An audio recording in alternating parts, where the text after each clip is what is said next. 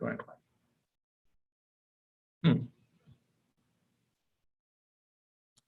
Okay, today we have outstanding guest. It's tech entrepreneur from Switzerland.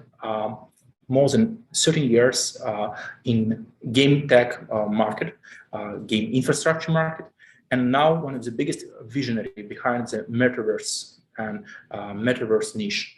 Today we will discuss very deep questions related to that concept and possibility to apply it for ELMAS Land. So it's true honor to be with you right now, Alex, and let's start with first question, because sometimes people couldn't distinguish the metaverse between the games, and what's the actual difference between metaverse and games? So first of all, Aaron, thank you for this amazing introduction, and yeah, very humbled by that, and really happy to be with you here on this interview. So let's kind of try to define what metaverse is, right? There are so many. I think the vision about metaverse is still evolving, and there are many people that are strategizing and trying to put their thoughts around what the future of metaverse is going to be.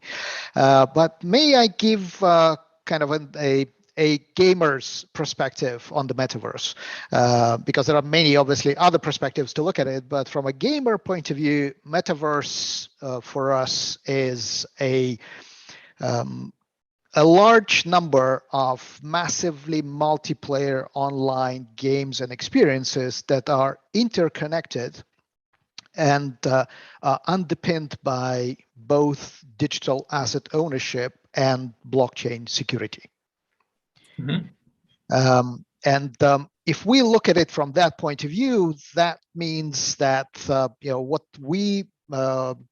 what we need is the large-scale, immersive, three-dimensional worlds that are also accessible from anywhere in the world to anyone to participate in, but they are very different. They could be very different in terms of the experiences that they offer, and even in terms of the scalability and technology that they offer. But they do have that same foundational principles, and we believe that the future belongs actually to a larger degree to the users, not to obviously to a single publisher of a specific title or corporation. And that is kind of at the core of the vision for the metaverse, and that is, as I mentioned, is facilitated by the newest trends with NFTs and in general digital asset ownership that allows for the value to be created, accumulated, and potentially grow on the side of the participants and creators of that. Okay, and what's your current approach? How you approach that, let's say, future market? What's your next step as a project, as a let's say, as an expert? What are you doing right now to make that happen? So maybe we can do a little, let's say, review of how the GameFi or play to earn or the many of the games that call themselves metaverses today, how they look and what do they offer, and how is that linked to the future offering on the market. So when we look at the current status of GameFi, there is definitely a huge move into transitioning that value from the central publishing house to the users themselves through ownership of either different items or different avatars and so on within the games. But in majority of cases, we still have a situation where you have a publisher that is kind of in control of the destiny of your NFTs. Whether we take the most, I think, successful game like Axie Infinity on the GameFi side, or one of the, if not the most successful game today on the traditional gaming side, Fortnite. If one of those publishers were to take that game off the market for whatever reasons, they decide to focus on a different project, or they just, this was the end of life for a specific game, majority of, if not all, the investments that the players have made into those games will most probably will be wiped out, because there is no use case for a specific NFT and item that is used within those specific games. So what the way we look at the metaverse is actually separating those two, so games and the digital assets, from one another, to the degree where you as an owner of digital assets, you will be able to use them and propose them to be used or participate actively in different games. That way, increase utility of the NFT that you and of the NFTs that you own, and at the same time not being dependent on one specific title. Which is basically kind of a I would call it at the moment is a holy grail of the next step in the development of the, and I see that the metaverse obviously as a gradual development. So it's not going, there is not a single, we believe, company that is going to deliver the metaverse. It's going to be a collaboration of multiple creators and publishers and players as well, that are going to gradually build those experiences and increase the the number of different games or open worlds or social experiences over time, and build that. We don't know. It might take our lifetime to achieve a certain goal, but it's not going to be done in a black box and delivered in 3 years' time, because we see metaverse as an evolving kind of environment where new content is being added all the time, and every time you as a player enter it, you experience new content. Wow. So you definitely know about that extended reality metaverses, that let's say ability to connect the offline and online world of metaverse in one immersive environment. So do you think it's possible? Do you have any ideas how it's possible to, let's say, in offline or any offline project, in some sort like ELMAS Land, to incorporate that extended reality metaverse in our infrastructure? How it should look like? What's the most important, let's say, things we should think about it just to make it happen? Right. So I don't have the actual answer to you, but let's try to discuss the kind of the possibilities, right? Yes. So there are different concepts, and obviously extended reality has a number of components, whether it's the virtual reality itself that we're experiencing in traditional games, where you are part of a 3D environment and you take a form of an avatar or character within that, and you run through that environment and you participate in it, and you progress or interact with others. There is AR, obviously, where you overlay an existing environment with artificially created objects, and you use that to either communicate somehow, or you use it for creative purposes. And there are lots of applications also on what we call serious games and applications, where that is used for modeling, let's say in architecture, right? When you want to place a building in a real environment, but replace a real building with your new project, and for everyone to see and experience it, both from outside and from inside, how the environment is going to look like. One of the challenges, and then there is a total VR through goggles, a total immersive experience where you really are taken into that, you plunge into that world, and you are directly involved in interactions and in all the both the physics of it and all the features of it. The way and because of this multiple ways of how you can communicate with this three-dimensional environments, there are many potential ways of how you can connect real world with virtual, whether it is through concepts like digital twinning, where you can create a digital twin of a real environment in a virtual environment, connect them through experiences and through data. So simple experience would be having a digital copy of your environment that evolves together with your underlying environment and connects all the different IoT sensors or other things within your real world to that, to be able to monitor it or to create some additional experiences, or even simulate some other scenarios within your environment.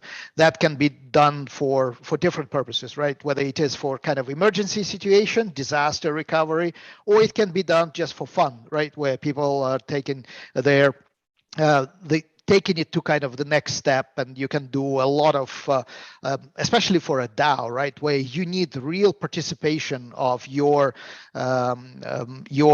members, where you want to, let's say you have a new project, you have a new idea, you can provide that idea overlaying the digital twin of a real world with changes, and then take a vote which changes or provide different scenarios, and engage that way your audiences at much higher level, instead of just sending questionnaires or being doing some kind of a meeting of participants where you take a vote.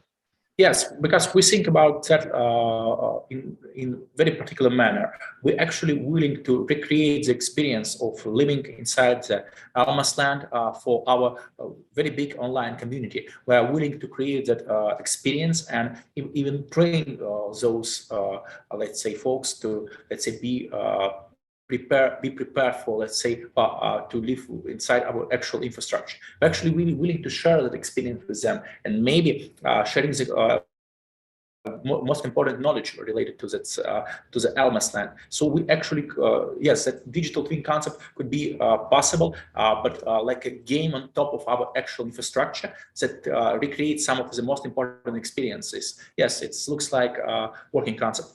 Okay, let's move forward.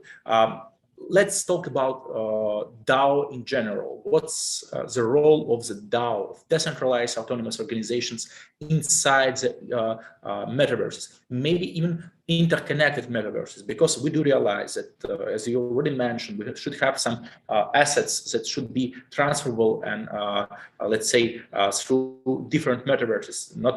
Doesn't matter what's going on with the founder, with the creator of that metaverse. So we already have that, let's say, component of something valuable and transferable.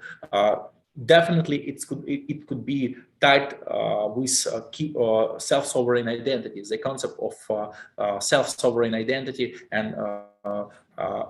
but what's the future of the DAOs, decentralized autonomous organization, in that world of interconnected metaverse? Because right now we already have, let's say, dozens of them, and we will have hundreds of them in the next couple of years or even 5 years.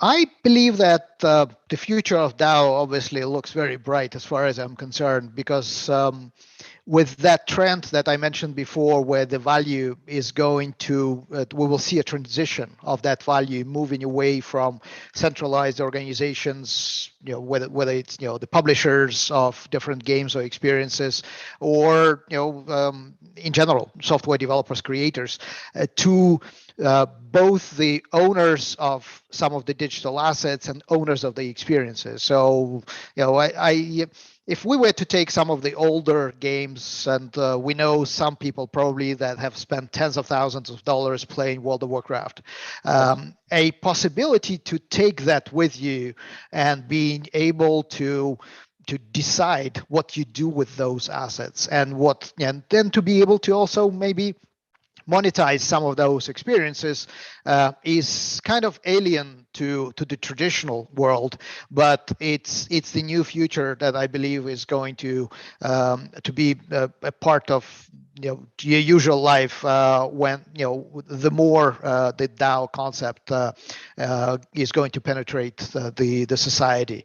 And Metaverse would be a perfect example, right? Where both the creators of those assets and the owners of those assets, and potentially even the players, like in cases of some of the early play-to-earn games, the scholars that are, or the players that are taking those assets or borrowing them from somebody else and are generating additional value, creating value through different actions, that is kind of the the new normal already today, right? There are probably 100 other potential applications how DAO can be implemented in the future, whether it's through open source communities that are developing different concepts, open worlds where you can contribute with your creativity, with your ideas, get together with different groups of people and share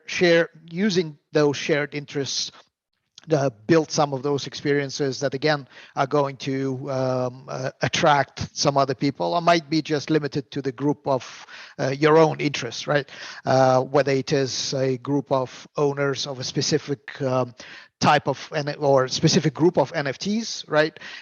And that are playing within the experiences of that specific NFT world, or it is more generic. If you have an avatar of a soldier or of just an avatar of let's say a fighter, you can have your swords and your weapons and other things, the other accessories that can be also transferable into different gaming environments that would allow you then to simply in kind of let's call it multiply your entertainment value, right? Yes. So instead of having just one single experience and kind of always think about it, that you need to kind of work for it, right? Yes. You can actually have a choice of participating in many.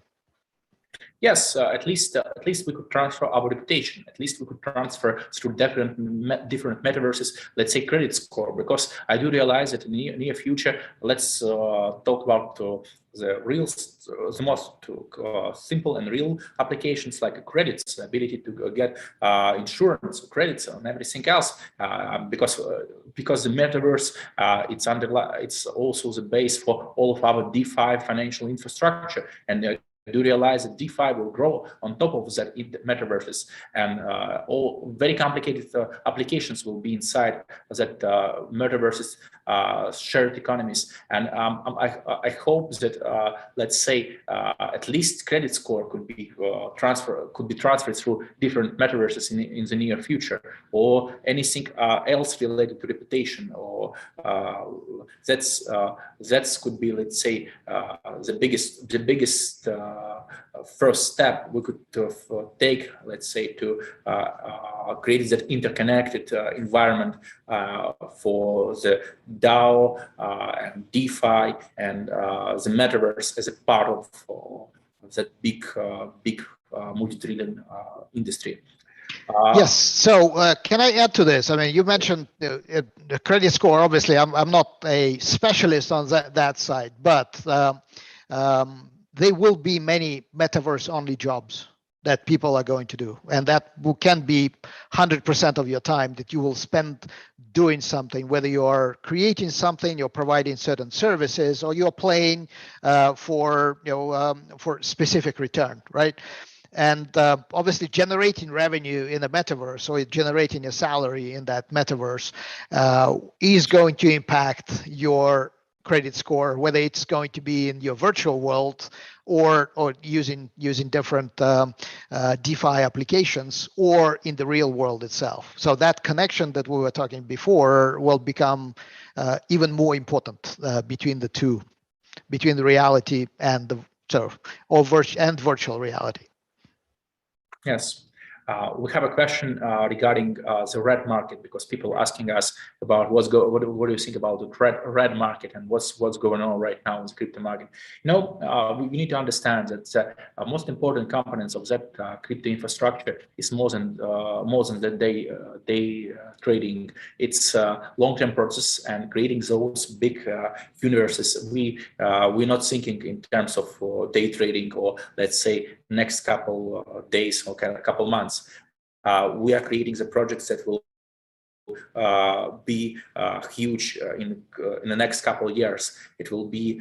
We do realize that maybe right now something is wrong with Bitcoin, maybe, but Bitcoin, let's say, 1,000 times bigger right now than years before. So you need to think about that advanced concepts in terms of let's say, some sort of long-term strategy, because it's always long-term strategy. It's not easy to recreate the whole existence and make it accessible for billions of players. It's like it's very complicated goals. And yes, we are going through hard times. We are going through good times with the same approach, with the same module, with the same spirit to make that happen. And that's very important, not to think about the today, but thinking about the next day and see the future. And we know that when somebody is doing long-term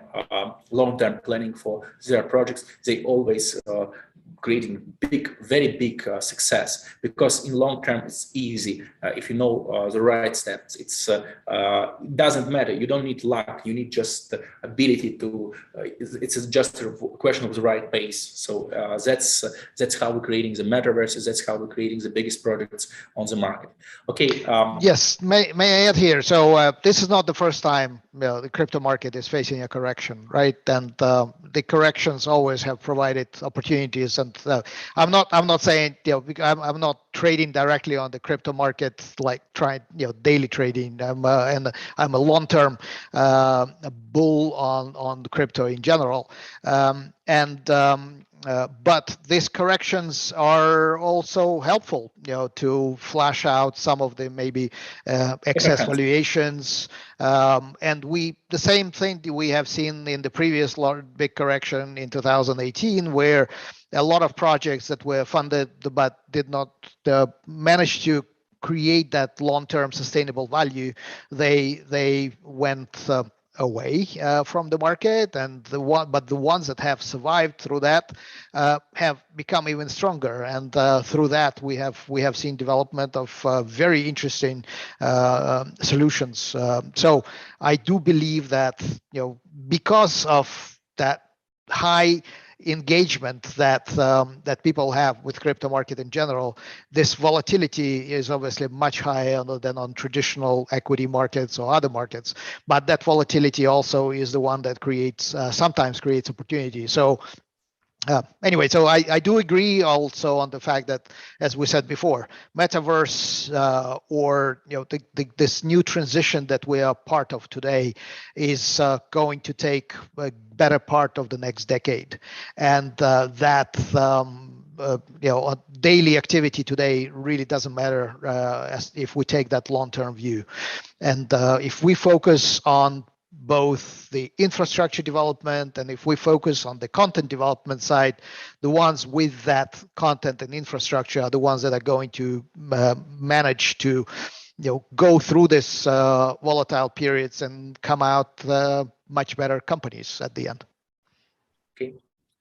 I hope your experience will add a lot of things to our metaverse development, and I hope that you will, let's say, somehow will help us, let's say, to structure that in simple but very useful scenario. So looking forward to that. Thank you. What in your opinion the world does? What's from your opinion the government facing that fully autonomous circular economies of metaverses should, let's say, do, or how the government, let's say, modern governments should act in the presence of all of that autonomous, fully developed metaverses and with their circular economies? So, what's the role of the government in the future of metaverse? That's a very loaded question.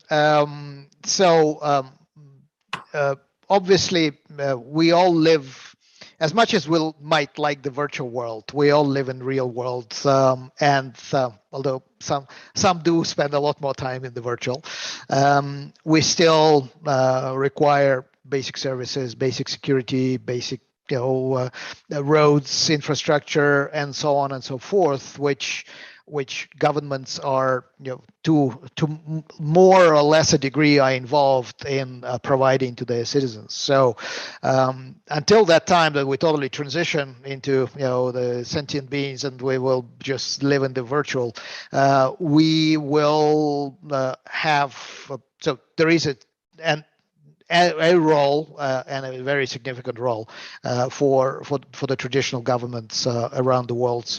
But the more the good thing was, in a globalized world as we have it today, we have a lot more choices, right? As far as under you in general, right? Not everyone, and obviously there are many regions that have very limited mobility, but in general, especially in the Western world, there is much higher mobility and the possibility to choose the kind of government you want to live. I don't want to call under, but with, so the future role of the government, we will still require those services, but will probably diminish to a larger degree when the citizens will become much more involved through the DAO-like organizations, where they will be participating a lot more in actual decision making. I'm currently, I live in Switzerland, right, and to me. It's far away from the DAO concept, but having a way to be able to vote directly for many spending decisions that are happening on your local level, not only on the regional level or the country level, but even in your local community, you for important decisions you can express your views. And if you don't like the outcome, you still have to live with the majority decision. But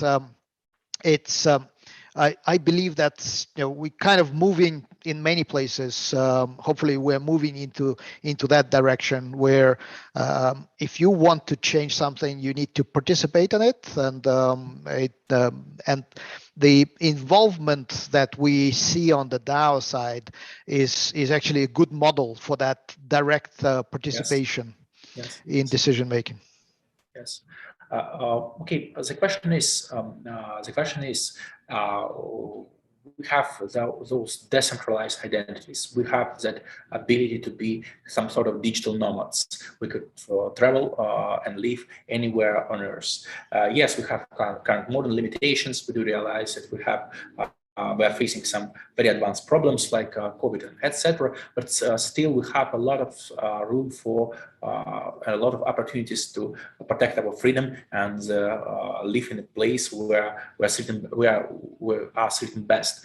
But the question is, what about Metaverse? Because it's easy to decentralize in some sort. Just to be honest, all of that hype going around a cash network and all the decentralization of hosting, because we should host our DAO somewhere.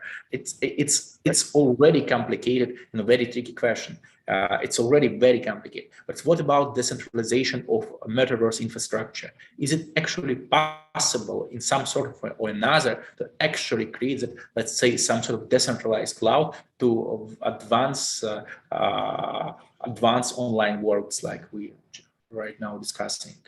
What do you think about it? Potentially in the future, yes, with the development of hardware and faster network speeds and in general better accessibility, that everybody will have it. But at the moment, we do still have limitations that are linked to the experiences that you want to be engaged in. So, if we're talking about let's say the most extreme example is, if you play a mobile game on your phone and not connected to anything, you are totally decentralized already, right? You don't depend on anybody and you can make your own decisions what you're doing. But as soon as you want to engage in multi-user, player type of environments, or massive multiplayer environments, it's still pretty difficult to manage that in a decentralized manner, because if you just imagine having several thousand players in the same environment, and depending on that speed of delivery, right? If it is a simple social environment, if there are some milliseconds of delay, if you don't, you have a little delay hearing what I'm saying, you can wait and do that. But if you are engaged in a much more action-driven type of experience, those delay will mean, whether your character dies or wins in that specific action. So for at present, the full decentralization of metaverse experiences, it's still not a reality. But as I said, with a continuous improvement that we see on the hardware side and the networking side, that might become at some point in the future might become a reality for all. So it will be easy for us to access it, and it can be totally then decentralized. Do you see any big players, I mean, from the hardware or part, or some others who actually have that interest in mind? Because we do realize we are good guys creating some online solutions, and that already very hard work. But what about that let's say creating that decentralized infrastructure on hardware level? It's even more complicated. And do you feel that do you know somebody who's actually actively playing in that field, who's actually have let's say that I mean somebody who is working on that hardware that could decentralize some very complicated project like metaverses for the sake of our values as a crypto community? Specifically, I do not know anybody specifically that is working on the hardware side of it. And the fact of the matter is that the metaverse and the crypto side in general is still relatively small part of the global economy, even of the total IT market out there. So majority of the progress that we see is still driven by that main market development. And yes, there is a huge, obviously, traditional gaming market, right, with some almost $200 billion of yearly revenues coming to that industry. So a lot of the progress that we see is it potentially is going to be driven a lot more by the development on the gaming side than any other specific developments. And it's actually been seen as well, even on the crypto side, where the number of I'm not sure when that happened, but I remember reading a statistic where the number of play-to-earn gamer wallets has surpassed the number of DeFi wallets at some point, I think at the end of last year. Don't quote me on that, but I think the trend is pretty clear that there will be a lot more influence coming from this part of the industry than from, call it, a traditional DeFi applications. So, sorry.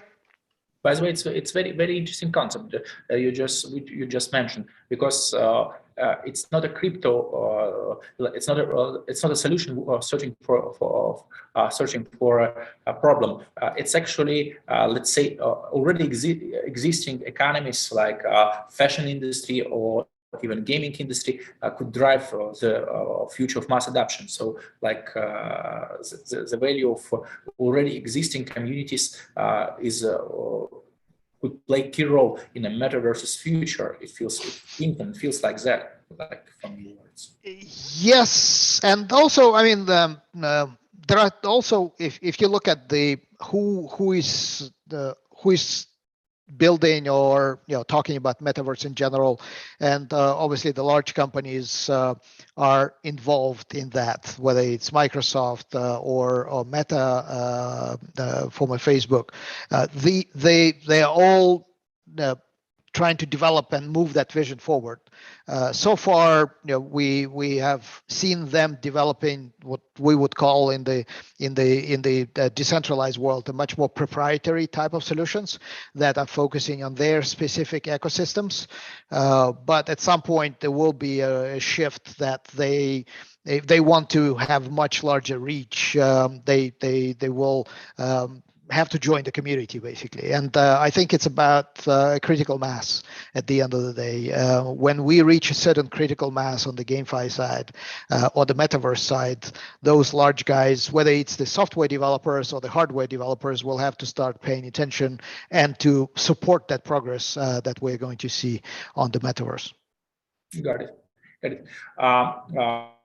Next question is very interesting. Because we do realize that from the gaming market, from the let's say your gaming past, that we have that thing as an NPC, non-playing characters. And yep. Do you find the evolution of AI is important when it comes to NPC intelligence level in metaverses? So what will be the role of that NPC in the future metaverse circular economies, and how you will see the strong AI with those NPC taking part in that metaverse economies? So yes, there will be a significant portion of NPCs that are going to roam around the metaverse. Just I don't know if you have seen the movie Free Guy. That's probably highlights the fact that NPCs are going to be an important part of that environment. And then we as actually call it, how they call it, the non NPC characters, the player characters. Yes. So us participating in those environments, will become to some degree, might be even weird, because look at traditional industry, right? When you are making a phone call today to a support line, whether you are trying to repair your computer or you're trying to talk to your bank, you do not really know whether you are talking to AI. On the other side, you are talking to a real person until you ask them a question that they haven't been pre-programmed to answer, and they then, or you press a button to connect you with call it a human operator. So it's penetrating all the industries already, both traditional, and then the entertainment industry is the one that is leading a lot, the same way the entertainment industry was leading with credit card adoption for online payments and many other innovations that we have seen. So yeah, NPCs are going to be part of our future life in the metaverse, and they will perform functions. They might be, performing functions that are useful for the development of those metaverses, and or the smarter they become, they will become your companions, right, within that world. And it's still it's a lot of it's still kind of a sci-fi, right, when we're talking about some of those possibilities. But I believe that the more development we will see on the application of AI for specifically for non-player characters, the more use cases that are going to be created within the metaverse experiences for them. Okay, as an expert in serious games, as an expert in a gaming world and gaming tech and gaming infrastructure, as an expert of metaverses, how do you see the man role in M2M world? I mean, the role of the man in machine-to-machine world. What's our, let's say, how the future of humanity will looks like in all of that very advanced infrastructure of talking with each other, and even maybe smarter than human beings in some special way. I mean, I think there are already many applications where we as humans are too slow to be engaged directly in decision making. So what is going to happen for some much more complex applications? We will see a lot more AI being deployed. If let's say you needed to if we take some serious, as you mentioned, applications, if you needed to calculate you know 1,000 different scenarios what is going to happen within, let's say, a digital twin environment of a specific city or a specific infrastructure, right? It's obviously it will take an in practical or impossible amount of hours for humans to participate and to actually actively perform those operations. So there'll be lots of scenario-driven decisions where you will say with a probability X, that type of scenario is going to happen, with a probability Y, the other one, and then the decision will be most in early, at least at the current stage, will be still taken by an operator that is going to make that call. But in the future, it's pretty easy also to see how some of those decisions might be taken by AI in general. So this kind of, on one side, collection of data and the amount of data that we collect is just too crazy to for humans to deal with it in a let's say in a traditional manner by just looking through numbers and analyzing them. You really need to deploy advanced machine learning solutions in order to come up with some scenarios that then we can take much more informed decisions based on that. So, and there will be a replacement. The more data-driven societies that we are, right, the more data is being collected, the more applications that will be on the market for many of those solutions, and they might not look like a humanoid robot making decisions, but definitely a lot of computing power is going to drive decision making and help us to make smarter decisions. Okay, thank you so much for let's say our discussion. Thank you so much for that conversation. It was truly very deep and interesting. I hope that the future of metaverses will be joyful. Let's say I hope that the future of metaverses will be pleasant experience for all of the members. We're not creating that let's say matrix. We're creating something pleasant, let's say as a spa hotel or something like that. We're creating the beautiful environment for all of us. So I hope we could, as a metaverse creators, create that pleasant experience for all of our members. And thank you so much. Thank you for being with me today and discussing all of that very complicated questions. Thank you for having me. I definitely enjoyed the conversation, and thank you for really, good, insightful questions and the discussion itself. It's really, I think I'm excited that the new development, right? The first steps in the development of metaverse like environments. It's still too early to say which one is the one, right?